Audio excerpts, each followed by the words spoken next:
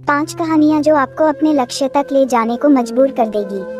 कहानी का नाम सफलता का रहस्य। सुकरात। एक बार एक व्यक्ति ने महान फिलोसोफर सुकरात से पूछा कि सफलता का रहस्य क्या है? What is the secret of success? सुकरात ने उस इंसान को कहा कि वह कल सुबह नदी के पास मिले, वहीं पर उसे अपने प्रश्न का जवाब मिलेगा। जब दूसरे दिन सुबह वह व्यक्ति नदी के पास मिला तो सुकरात ने उसको नदी में उतरकर नदी गहराई की गहराई मापने के लिए कहा।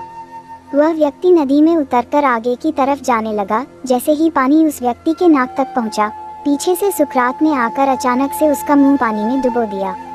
वह व्यक्ति बाहर निकलने के लिए झटपटाने लगा, कोशिश करने लगा, लेकिन सुकरात थोड़े ज्यादा स्ट्रॉन्ग थे।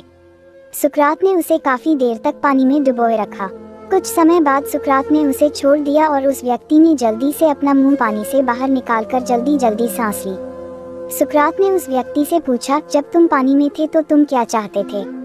व्यक्ति ने कहा, जल्दी से बाहर निकलकर सांस लेना चाहता था। सुकरात ने कहा, यही तुम्हारे प्रश्न का उत्तर है। जब तुम सफलता को उतनी ही तीव्र इच्छा से चाहोगे जितनी तीव्र इच्छा से तुम सांस लेना चाहते हैं, तो तुम्हें सफलता निश्चित रूप से मिल जाएगी। कहानी का नाम अभ्यास का महत्व। प्राचीन समय में विद्यार्थी गुरुकुल में रहकर ही पढ़ा करते थे। बच्चे को शिक्षा ग्रहण करने के लिए गुरुकुल में भेजा जाता था। बच्चे गुरुकुल में गुरु के सानिध्य में आश्रम की देखभाल किया करते थे और अध्ययन भी किया करते थे। वरदराज को भी सभी की तरह गुरुकुल भेज दिया गया। वहाँ आश्रम में अपने साथियों के साथ घुलने मिलने लगा, लेकिन वह पढ़ने में बहुत ही कमजोर था। गुरुजी की कोई भी बात उसके बहुत कम समझ में आती थी। इस कारण सभी के बीच वह उपहास का कारण बनता है। उसके सारे साथी अगली कक्षा में चले गए, लेकिन वो आगे नहीं बढ़ पाया। गुरुजी जी ने भी आखिर हार मानकर उसे बोला, बेटा वरदराज, मैंने सारे प्रयास करके देख लिए हैं। अब यही उचित होगा कि तुम यहाँ अपना समय बर्बाद मत करो।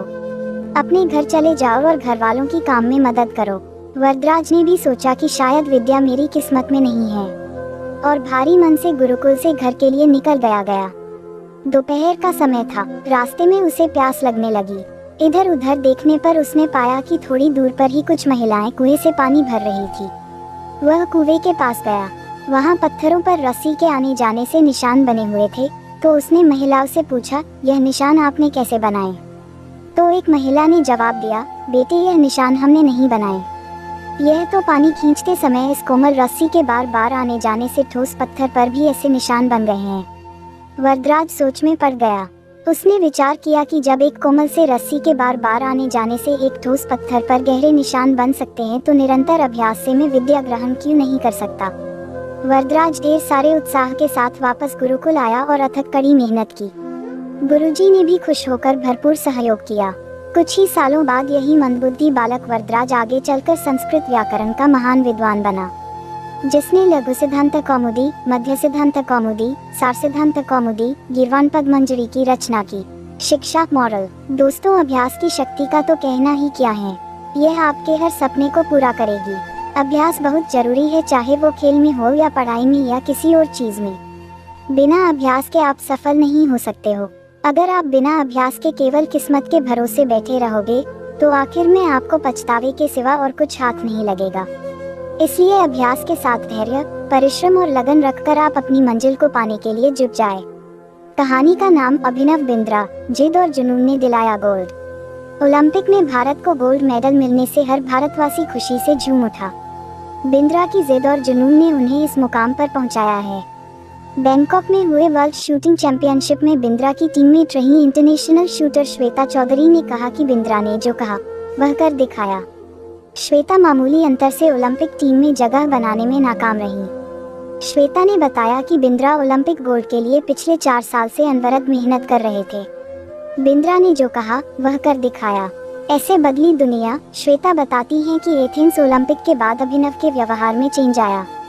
एथेंस ओलंपिक में पदक हासिल न करने के बाद ही उन्होंने निश्चय कर लिया था कि वह अगला मौका बीजिंग ओलंपिक नहीं गंवाएंगे। एक स्मरण सुनाते हुए श्वेता ने कहा कि बैंकॉक में वर्ल्ड चैंपियनशिप के दौरान जब भारतीय टीम के अन्य शूटर शाम को शहर घूमने गए थे, बिंद्रा जिम में एक्सरसाइज कर रहे थे।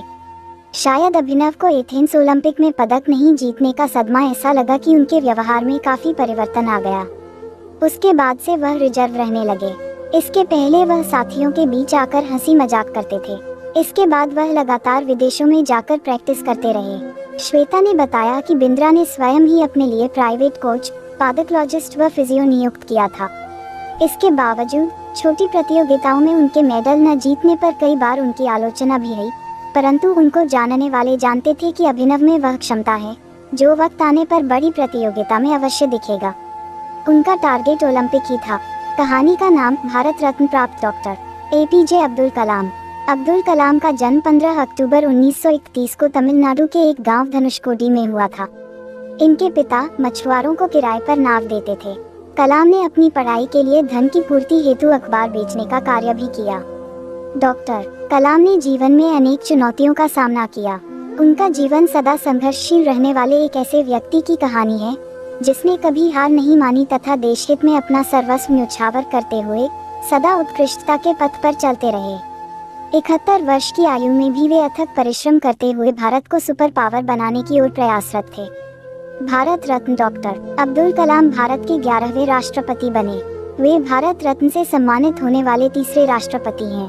भारत के मिसाइल कार्यक्रम के जनक डॉक्टर कलाम ने देश को अग्नि एवं पृथ्वी जैसी मिसाइलें देकर चीन एवं पाकिस्तान को इनकी रेंज में लाकर दुनिया को चौंका दिया।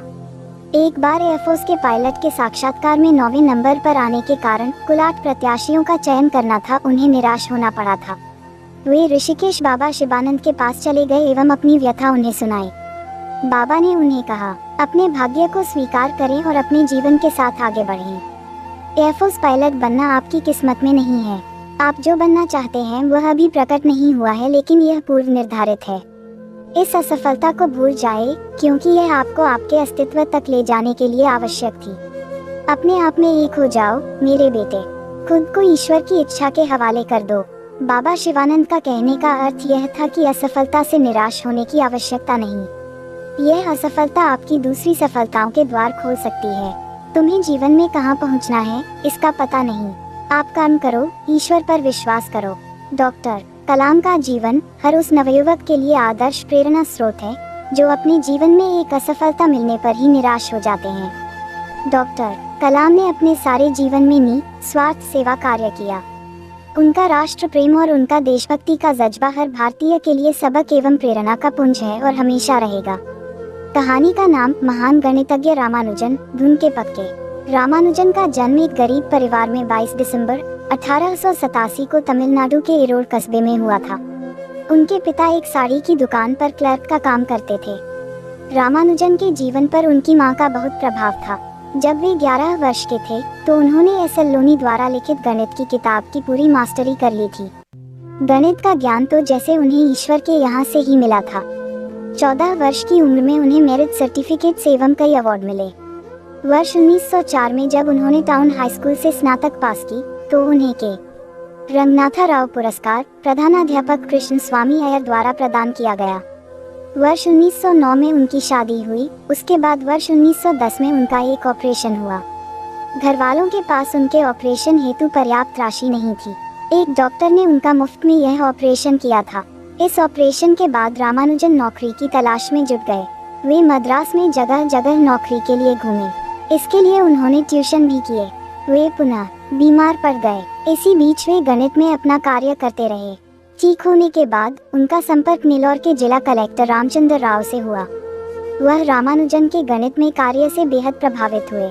उन्होंने रामानुजन की आर्थिक मदद भी की। वर्ष 1912 में उन्हें मद्रास में चीफ अकाउंटेंट के ऑफिस में क्लर्क की नौकरी भी मिल गई। वे ऑफिस का कार्य जल्दी पूरा करने के बाद गणित का रिसर्च करते रहते। इसके बाद वे इंग्लैंड चले गए। वहाँ उनके कार्य को खूब प्रशंसा मिली। उनके गणित के अनूठे ज्ञान को खूब सराहना मिली। वर्ष 1918 में उन्हें ट्रिनिटी कॉलेज कैम्ब्रिज का fellow of Trinity college Cambridge चुना गया। वह पहले भारतीय थे जिन्हें इस सम्मान पोजीशन के लिए चुना गया। बहुत मेहनती एवं धुन के पक्के थे। कोई भी विषम परिस्थिति, आर्थिक कठिनाइयाँ, बीमारी एवं अन्य परेशानियाँ उन्हें अपनी धुन से नहीं डिगा सकी। वे अंततः सफल हुए। आज उन्हें विश्व के महान गणितज्ञों में शुमार किया जाता है। 32 वर्ष की छोटी उम्र में ही इस प्रतिभाशाली व्यक्ति का देहावसान हो गया। दुनिया ने एक महान गणितज्ञ को खो दिया। आपको हमारी ये real life inspirational stories in Hindi motivational stories कैसी लगी? कमेंट में अपनी प्रतिक्रिया जरूर दें। अपना कीमती वक्त देने के लिए धन्यवाद दोस्तों। जय श्री श्याम।